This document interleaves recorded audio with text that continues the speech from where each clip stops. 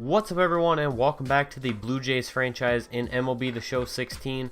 And this is officially going to be year 3 mid-season. The Blue Jays are sitting at a 49-39 record, and in a weird sight, do not lead the AL East. I think this is the first time in 3 years that we have not led the AL East at the All-Star break. So we are currently in second place, but we are only a game behind the Rays in what has been probably the tightest division of this entire series. And even the wildcard race is extremely tight in the AL. As you can see, 9 teams are within 5 games of a wildcard spot. So it has been a very, very competitive league so far this season. Before we go any further on in this episode, this is our draft class for this year. We went very pitching heavy in the past, but this year we only drafted 3 pitchers. We also drafted 2 outfielders, a catcher, and a shortstop. And everybody had pretty good potential. I was very satisfied with our draft class this season. I did not, unfortunately, show the things, but this Andres Escobar guy is really good, and he's almost MLB ready as is, so I'm considering that a win in and of itself. Here's going to be a quick rundown of our stats this season so far. I have sped up this section significantly because if I showed it at its normal length, we would be sitting here for probably another 6 or 7 minutes on top of how much I already sped it up.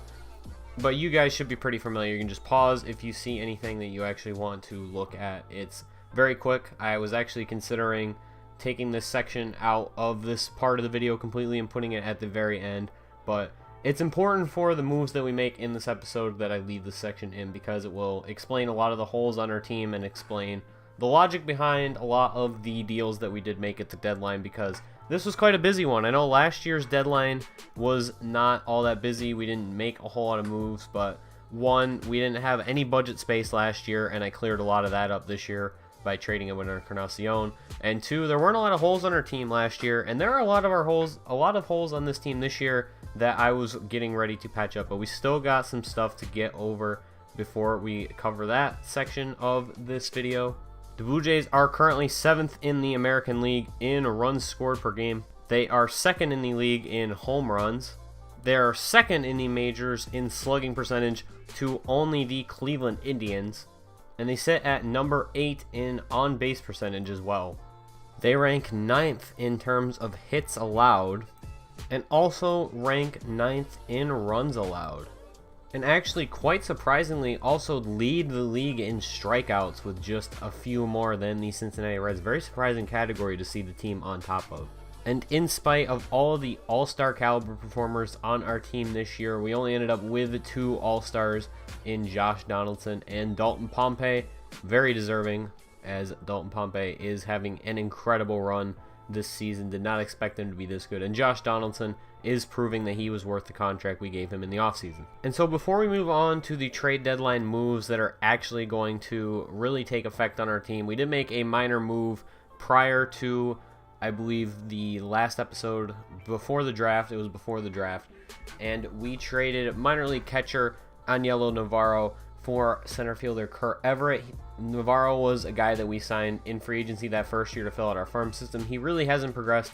Solid hitting ratings against left-handers, but really nothing outside of that.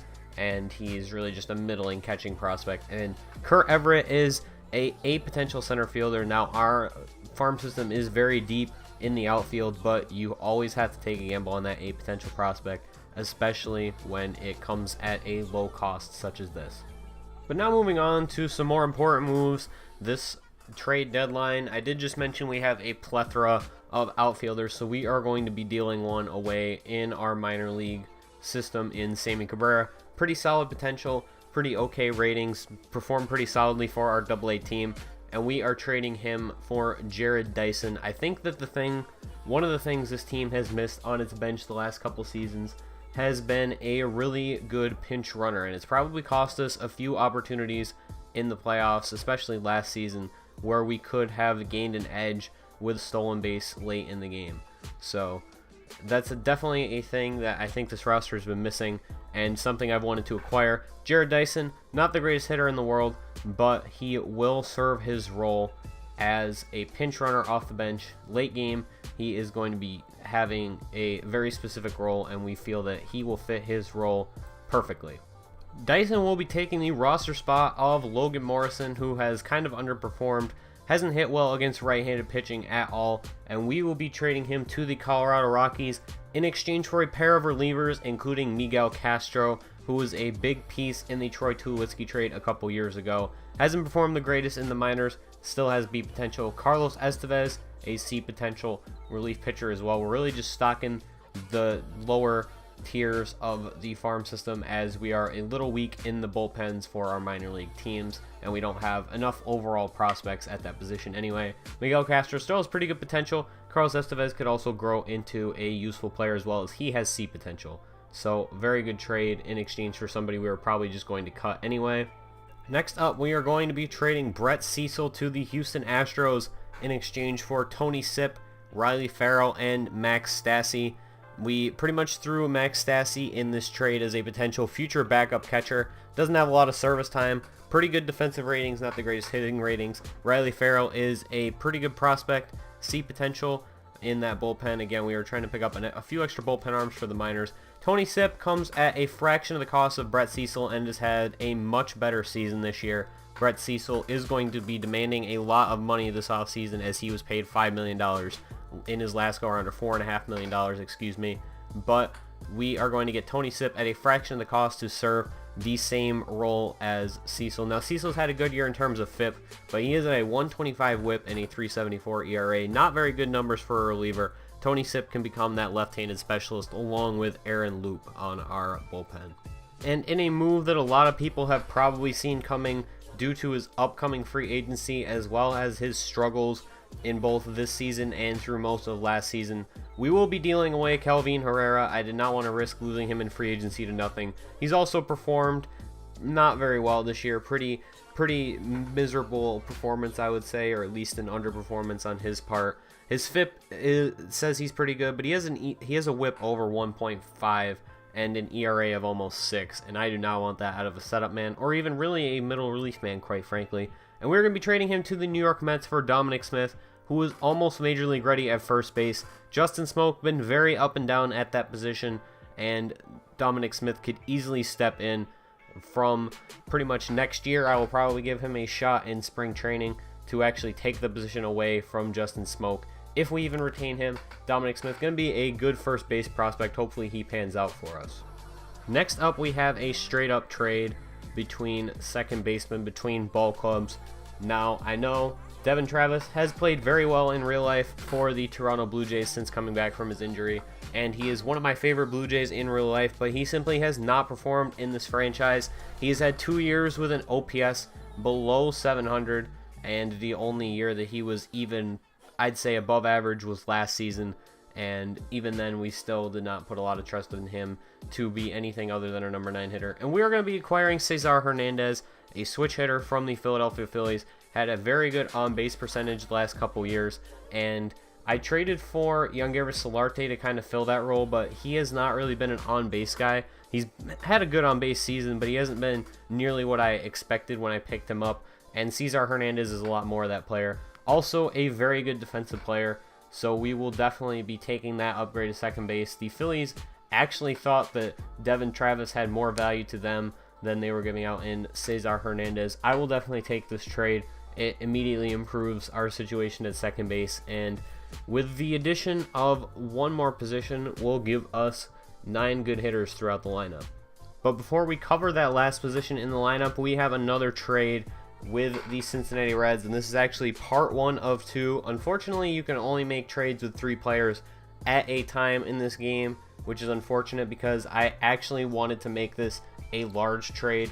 But we will be acquiring Brandon Finnegan and Luke Hochevar from the Cincinnati Reds in exchange for Allen Webster, B potential shortstop Richie Martin, and B potential outfielder Paul Robeson, who is probably the worst out of our outfield prospects with B potential at the moment. Richie Martin at a position that we don't really need prospects right now.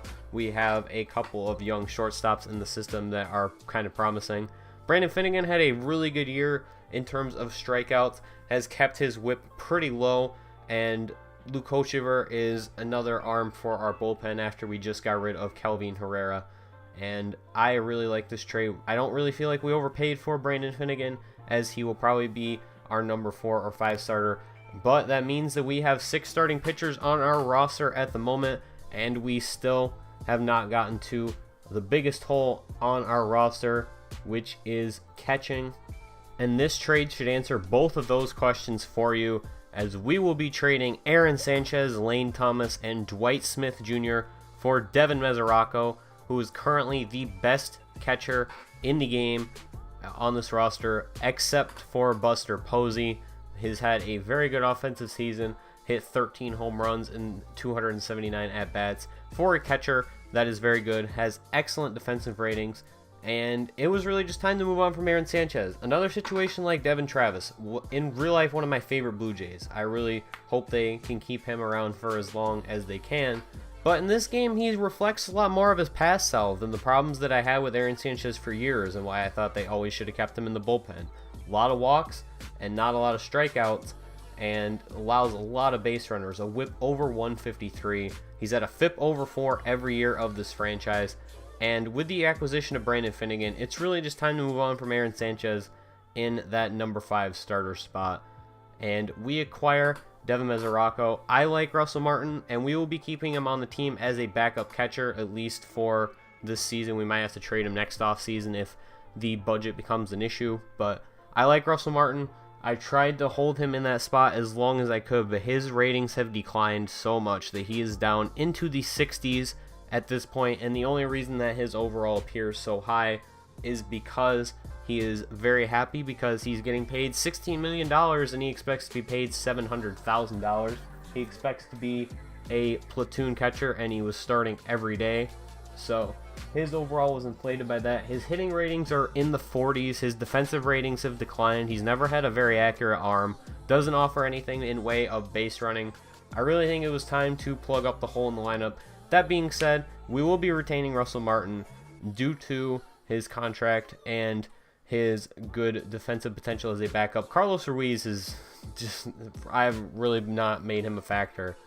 He's played so little over the last 2 years, and he's really just not that good. I actually think I released him outright instead of even keeping him in the organization. So that was a hole we actually needed to address anyway, even if we didn't acquire Devin Mesoraco, was getting a better backup in the future. But we acquired Max Stassi for that very reason, as once Russell Martin moves on, he will probably assume the role of our backup catcher at a very cheap price. So that's going to do it for this trade deadline all-star break. A very different looking Blue Jays team. I actually meant to originally capture the pitching rotation and the lineups and everything, as I meant to get them all done, but I need to get this video out now and I don't have that footage, so we'll cover that before the next episode of this.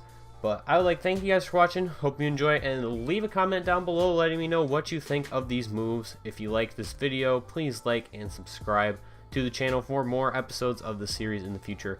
Thank you guys for watching. Hope you enjoyed. See you next time for more MLB The Show 16 Blue Jays franchise.